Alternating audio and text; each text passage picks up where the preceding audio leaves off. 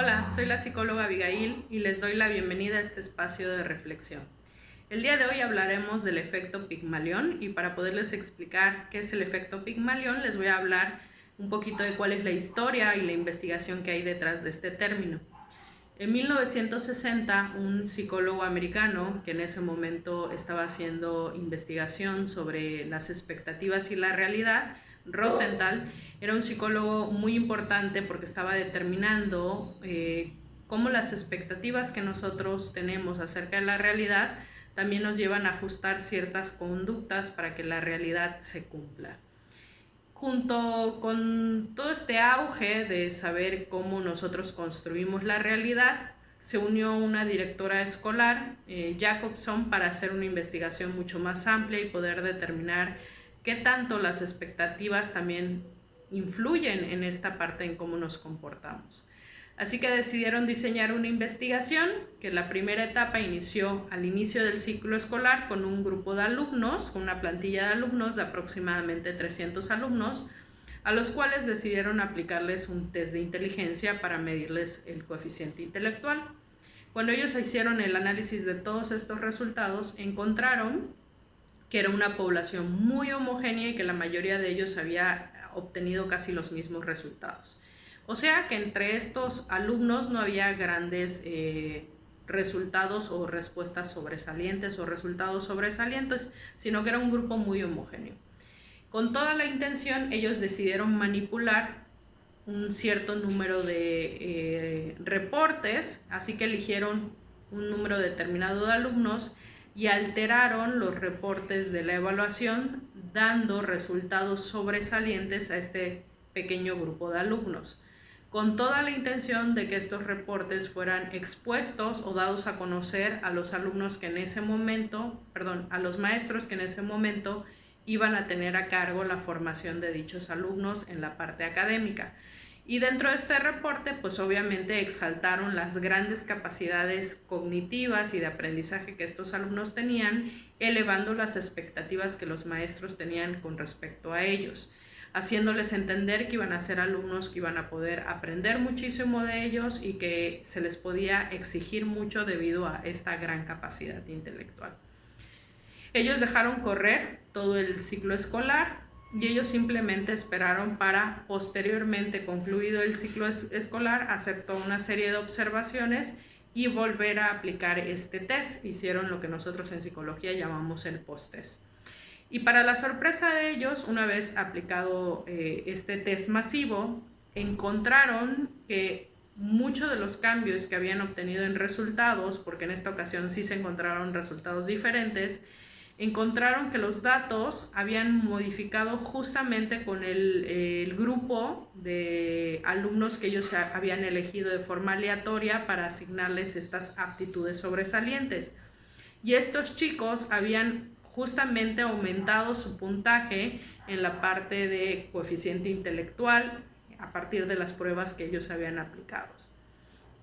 Para ellos esto fue una gran sorpresa, ya que en un inicio todas las pruebas que se habían aplicado habían sido completamente homogéneas y todos se habían mantenido en un mismo rango.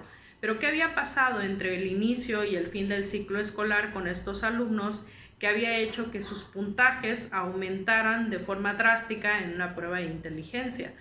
Para ellos fue muy importante también todo el proceso de observación que hicieron y que el cual le terminaron denominando el efecto Pigmalión.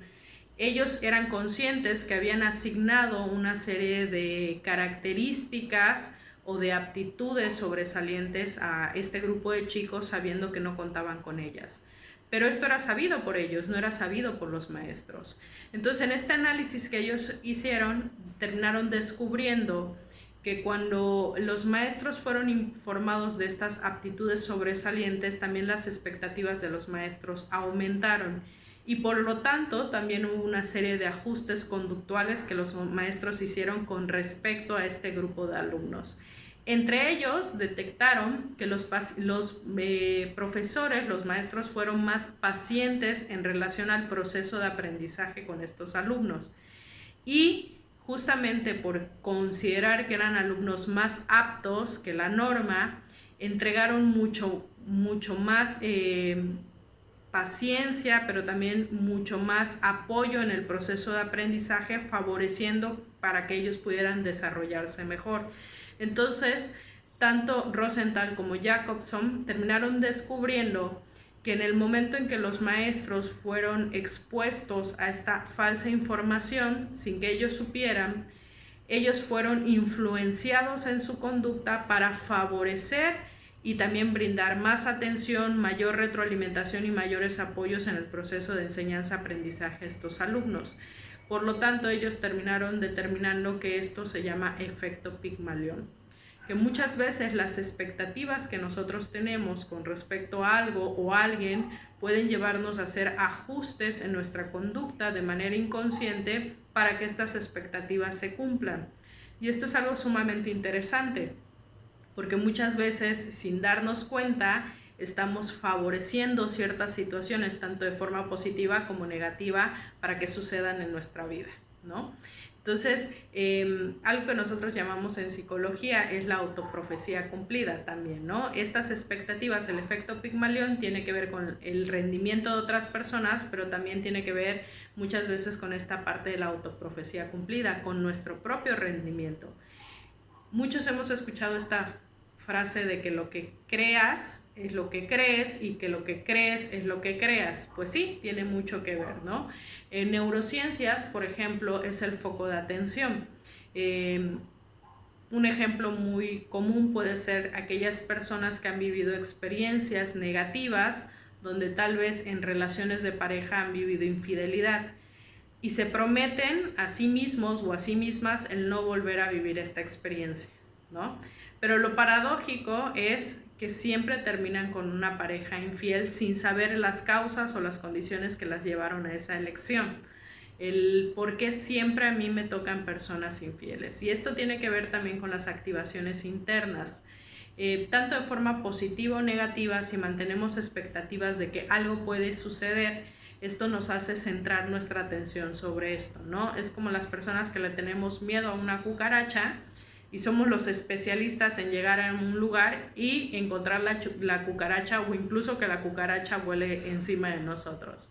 Esto es porque nuestro nivel de atención y nuestro nivel de enfoque sobre estas expectativas de la realidad están muy direccionadas. Entonces, esto llega a influir muchísimo en la forma en que nosotros filtramos la información. Por ejemplo, con esto que hablábamos de las personas que tienen miedo a elegir una pareja infiel, porque muchas veces dentro de esta narrativa interna empiezan con ese principio, con describir o tener expectativas basadas en no querer repetir esta experiencia. Pero es todo lo contrario, porque lo que termina sucediendo es que se vuelven expertas para encontrar a las personas con dichas características. Entonces son personas que a lo mejor pueden llegar a un lugar y son las primeras en detectar, justamente por este estado de alerta o esta expectativa de evitar que algo suceda, pueden llegar a estar muy alertas y justamente centrar su atención únicamente en lo que no quieren. Pero eso que no quieren es justamente lo que las atrapa, lo que les atrae, ¿no? Entonces, en alguna ocasión me ha tocado ver personas que están dispuestas a no elegir una pareja infiel, pero son especialistas en reconocer a las parejas infieles, y justamente por esta parte de estarlas observando o estarlas monitoreando es lo que hace que queden atrapadas en la relación con estas personas. Entonces, esta parte de la autoprofecía o el efecto Pigmalión tiene que ver con las expectativas inconscientes que nosotros tenemos, y que muchas veces estas expectativas para que algo suceda o no suceda nos llevan a tener unos cambios o ajustes comportamentales inconscientes que terminan favoreciendo dichas situaciones sin darnos cuenta, ¿no? Tal vez la persona conscientemente realmente no quiere tener una relación con una persona infiel, pero inconscientemente está tan en un estado de alerta que es lo único que filtra y es lo único que tal vez está enfocada. Y entonces en este enfoque es donde únicamente puede observar la realidad, ¿no? como no quiero una persona infiel en mi vida, entonces tengo que descartarla, pero eso me hace estar mucho más alerta y entonces me hace estar filtrando todo el tiempo en detectar a estas personas. Y entonces a las únicas personas que les pongo atención es aquellas que me mantienen en estado de alerta o que me hacen sentir en peligro. Y esto es muy interesante porque muchas veces podemos estar atrapados con las expectativas que nosotros tenemos sobre las cosas o sobre las personas o situaciones que nos rodean. No es la situación en sí, son en las expectativas que nos llevan incluso a ajustar nuestra conducta para que eso suceda o no suceda sin que nos demos cuenta. Entonces el efecto Pigmalión justamente tiene que ver con esta influencia de que muchas veces no vemos las cosas como son, sino vemos las cosas como somos o como lo que está sucediendo en nuestra mente. Entonces, una forma muy interesante de poder combatir esta influencia de los pensamientos o del secuestro de los pensamientos o del sobreenfoque de los pensamientos es ir desarrollando una atención más amplia. ¿Y cómo hacerlo?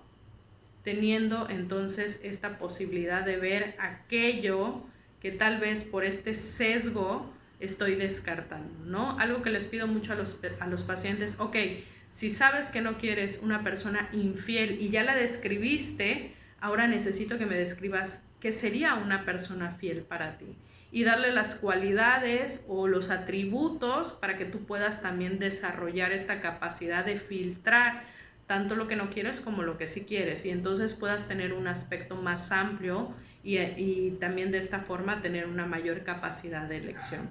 Entonces, algo para trabajar con el efecto Pigmalión es darnos cuenta que muchas veces los pensamientos, como siempre he dicho, a veces no son la realidad, pero sí influyen en cómo vivimos la realidad. Entonces, estar muy atentos a cuando tengamos pensamientos que están generando expectativas, tanto positivas o negativas, y cómo estas expectativas nos pueden estar llevando a un sesgo donde no estamos notando la realidad como es, sino como quisiéramos que fuera o como no quisiéramos que fuera.